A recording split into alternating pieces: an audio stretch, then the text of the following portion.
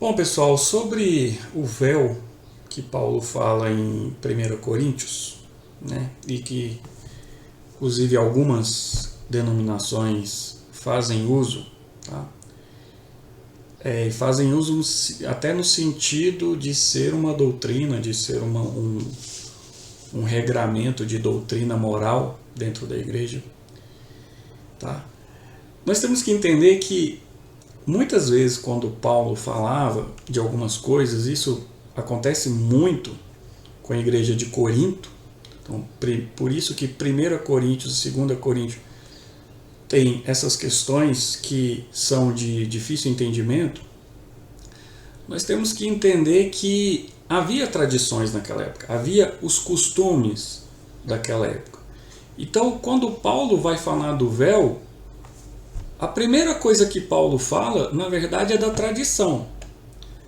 Então ele fala: de fato, eu vos louvo, porque em tudo vos lembrais de mim e retendes as tradições como vulas entreguei. Ou seja, Paulo já disse que ele está falando aqui de tradições.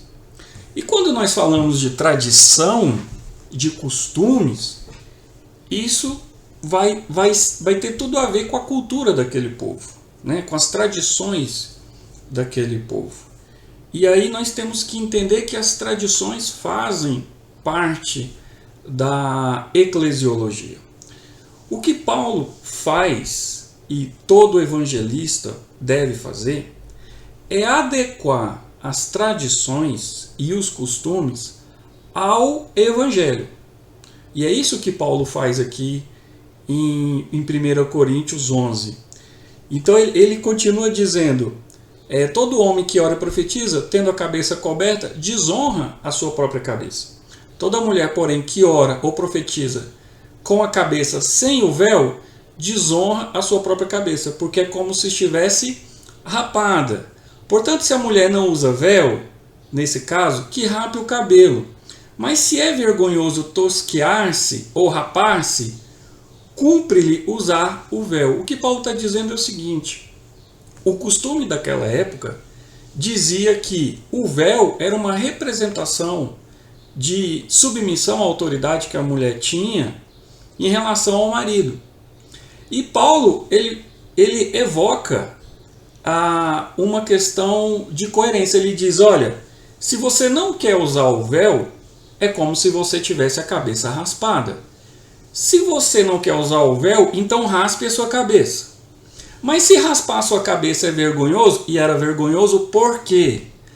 Porque as prostitutas eram quem raspavam as suas cabeças, né? As prostitutas que eram careca, tinham as suas cabeças raspadas. Então Paulo diz: se é vergonhoso raspar a cabeça, então seja coerente, não raspe a cabeça, não corte o seu cabelo e use o véu.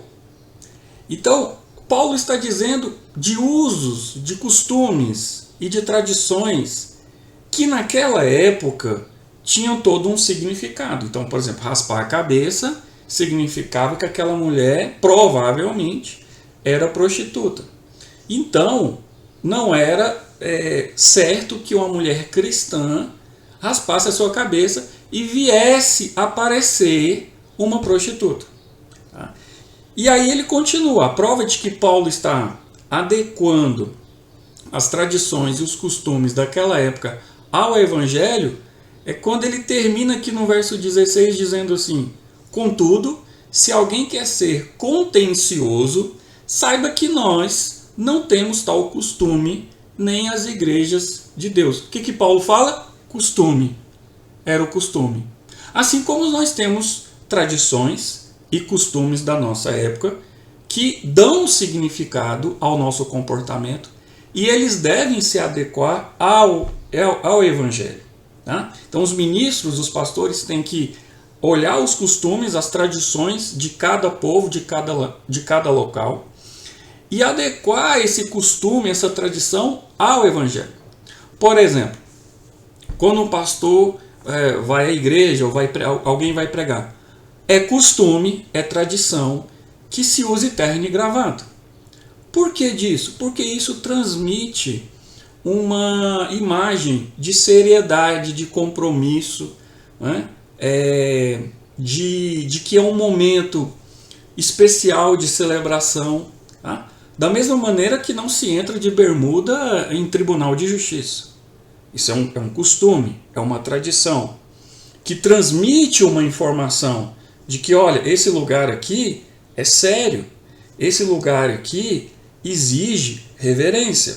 Assim como o juiz tem a sua túnica, né? Tem a sua vestimenta. Isso transmite uma informação. Aquele é o juiz, aquele é o magistrado. Extrapolando um pouco essa passagem, isso nos dá também um entendimento de que essa pós-modernidade em que se defende essa falta de reverência. Então, eu já vi pessoas elogiarem assim, olha, naquela igreja as pessoas podem ir de bermuda. Nossa, que legal. Que legal nada. Porque o lugar e o momento de culto, ele exige reverência.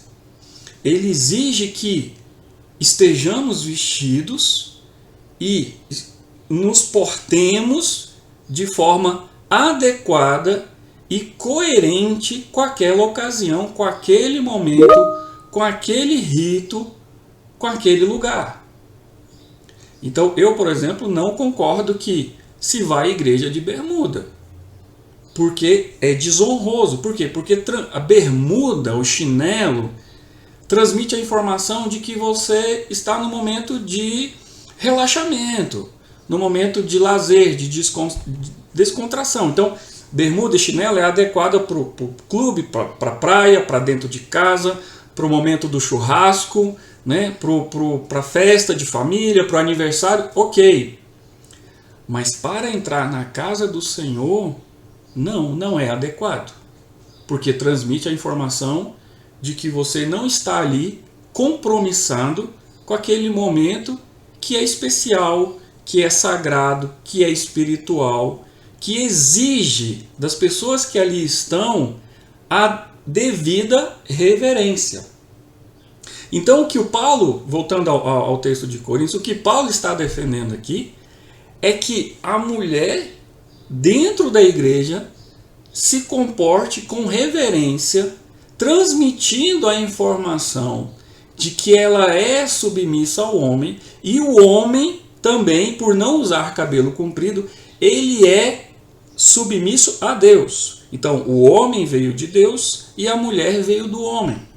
Então, esse costume, essa tradição da mulher usar o véu, transmite essa informação de onde que a mulher veio e a quem ela está submissa. E isso era exigido principalmente dentro da igreja. É assim nos dias atuais? Isso deve ser uma doutrina dentro da igreja nos dias atuais? Não, porque o véu na nossa cultura não tem essa informação, não transmite essa informação, não transmite esse sentido. Então Paulo está aqui reforçando uma tradição e um costume daquela época que transmite a verdade do Evangelho. Então, nós devemos pegar os costumes e as tradições da nossa época para transmitir a verdade do Evangelho. Então, trazendo para os nossos dias, deve-se adentrar na igreja com qualquer roupa, como se isso fosse revolucionário, isso é legalzão. Não, isso é falta de reverência e não transmite a verdade do Evangelho, não transmite a intenção do culto, que são homens e mulheres que estão ali para cultuar e glorificar a Deus. Portanto, essas pessoas não podem estar vestidas de qualquer jeito. Elas não podem estar vestidas com roupa de praia, porque ali não é praia. Então, essa ideia que é da pós-modernidade, que tudo aquilo que é revolucionário e é desleixado, isso é legal? Não, não é legal. Isso é desonroso com relação a quem nós estamos adorando. Se nós adentramos a igreja para cultuar a Deus, para prestar culto a Deus, mas estamos de qualquer jeito, ali nós já estamos transmitindo a informação de que A pessoa pela qual nós estamos ali não nos é importante. É mais um. É um qualquer. É como se Deus fosse um qualquer. Eu fosse no mínimo, ele é um igual. E isso não é verdade. Deus não é igual a nós. Deus é Deus, o Deus Todo-Poderoso, o Deus Eterno, o Deus Todo-Poderoso, o Deus de toda a glória, o Deus da eternidade, o Deus de todo o poder, o Deus de toda a majestade.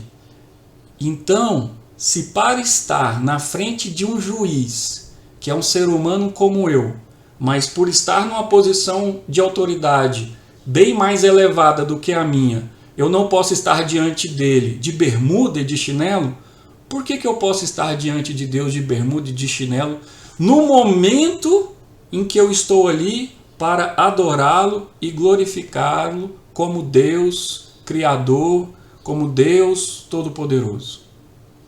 Então, essa é a verdade bíblica que deve ser transmitida através dos costumes e das tradições. Que na época de Corinto, e segundo a tradição de Corinto, a mulher deveria usar o véu como símbolo de autoridade do homem e da submissão dela em relação ao homem e a Deus.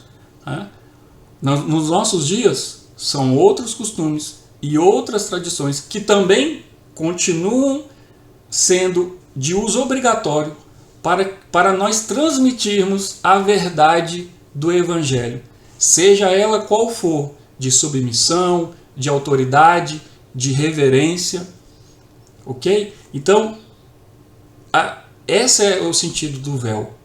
O véu era um costume, uma tradição daquela época, como Paulo diz aqui. Contudo, se alguém quer ser contencioso, ou seja, se alguém quer refutar essas ideias, saiba que nós não temos tal costume, nem as igrejas de Deus.